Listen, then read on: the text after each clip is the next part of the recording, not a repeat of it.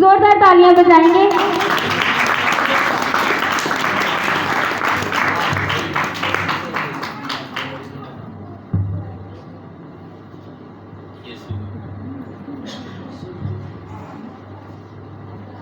اسی میں آپ سب کو سلام.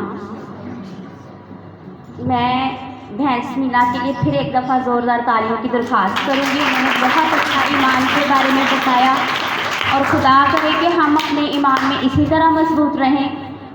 اور میں شکر گزار ہوں خداوند کی کہ اس نے میری زندگی میں یہ موقع بخشا کہ میں اس کی زندہ آواز کو بیان کر سکوں آپ لوگوں کے سامنے. اور میں اپنے پاسٹر سے اجازت چاہوں گی. دعا انہوں نے ہم سب کے لیے پہلے سے کر دیا, ان کا بہت شکریہ. عزیزو, ہم نے ابھی ایمان کے بارے میں سیکھا. اب ایمان کے ساتھ ہماری امید بھی ہمارے اندر ہونی چاہیے. تو آج کا ہمارا ٹاپک ہے خدائے قادر پر امید.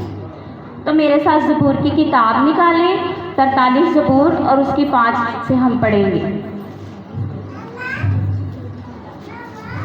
اگر سب نکال لیں تو مجھے بتا دیں, ہاتھ کھڑا کر دیجئے گا تاکہ میں پڑھنا شروع کروں بغیر وقت ضائع کیے.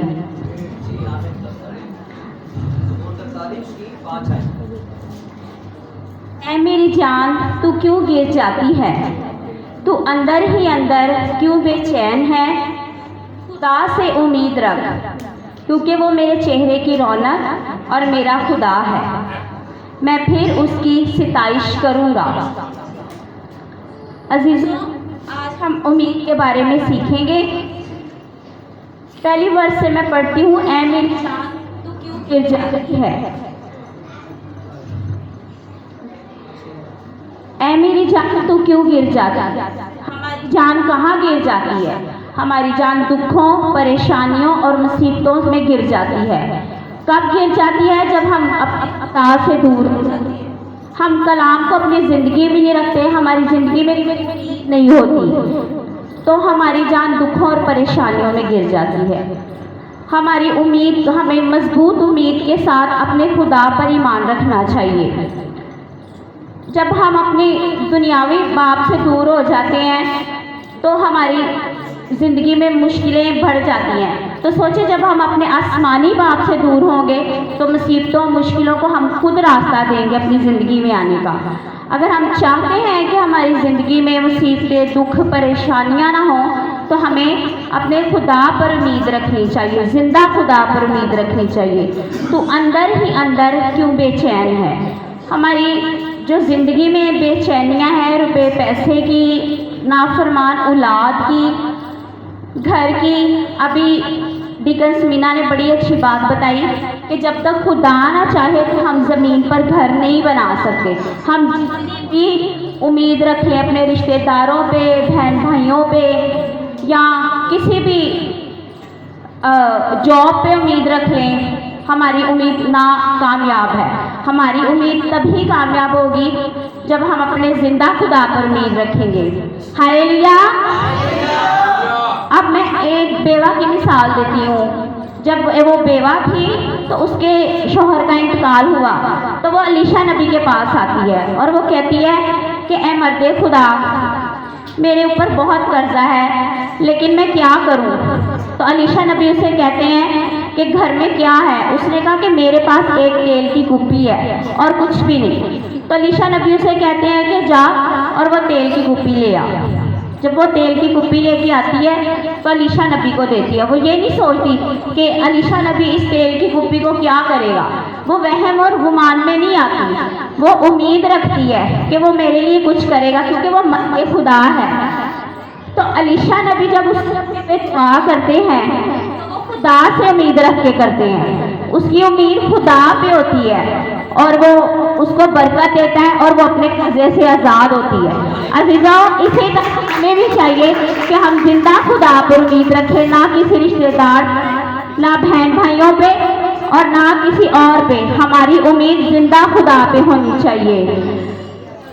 خدا سے امید رکھ, کیونکہ وہ میرے چہرے کی رونق ہے. ہمارے چہرے کی رونق ہمارا میک اپ یا ہماری اچھائیاں یہ نہیں ہے. ہمارے چہرے کی رونق ہماری ایمان کی مضبوطی ہے.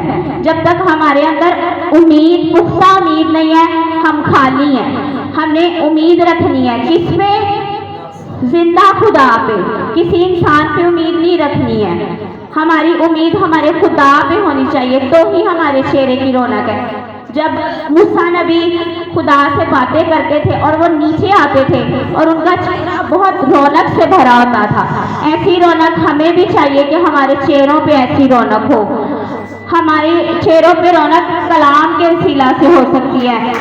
کوئی اچھی خوراک ہم کھا لیں، جب ہماری امید مضبوط نہیں ہے تو ہمارا ایمان نہیں ہے تو ہماری کوئی چہرے پہ رونق نہیں. ہمارے اعمال ہمارے چہرے کی رونق ہے. جیسے ہم کلام میں پڑھتے ہیں کہ جب ہمارا خدا آئے گا تو ہم امید کریں گے کہ ہم اڑ کر ہوا میں استقبال کریں گے. عزیزو، جب ہم کلام کو نہیں کھولیں گے، ہم کلام کو نہیں پڑھیں گے، ہمارے اندر امید ہی نہیں ہے، تو پھر ہم کیسے اپنے خدا کا استقبال کریں گے؟ ہم نہیں کر سکتے. ہم صرف دیکھتے ہیں، آتے ہیں چرچ میں، سنتے ہیں اور وہیں پہ چھوڑ کے چلے جاتے ہیں، ہم ساتھ نہیں لے کے جاتے. ہم نے یہ امید رکھنی ہے کہ ہم نے ہوا میں اڑ کر استقبال کرنا ہے. لیکن کیسے؟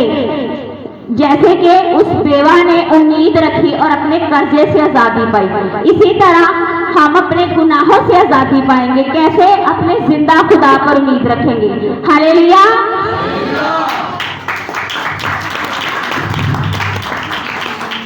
میں پھر اس کی ستائش کروں گا.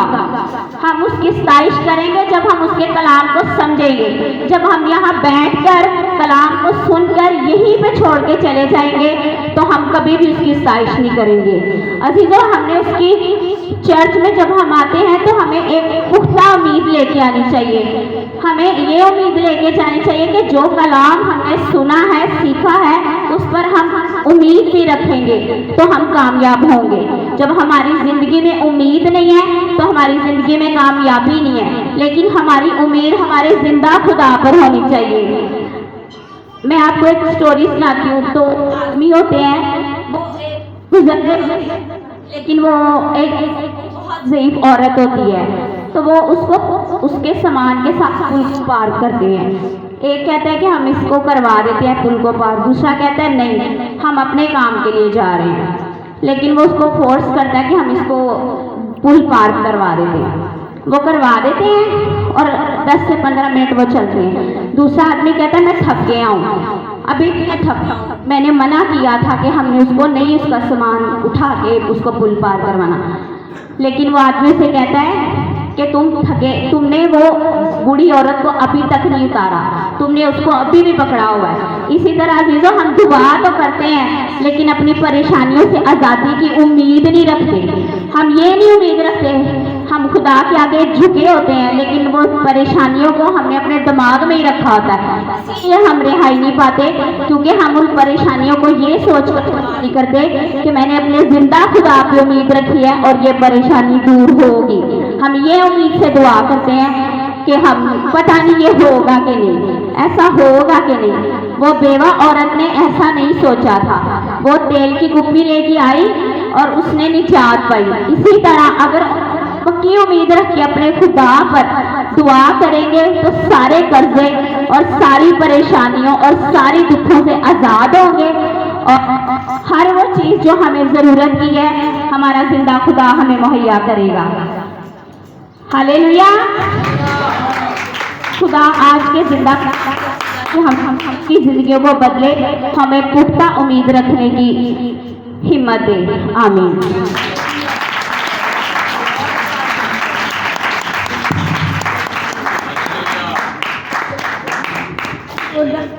آئیں زوردار تالیاں بجائیں گے اس کلام کے لیے کہ جو بہت طریقے سے انہوں نے ہمیں گائیڈ کیا.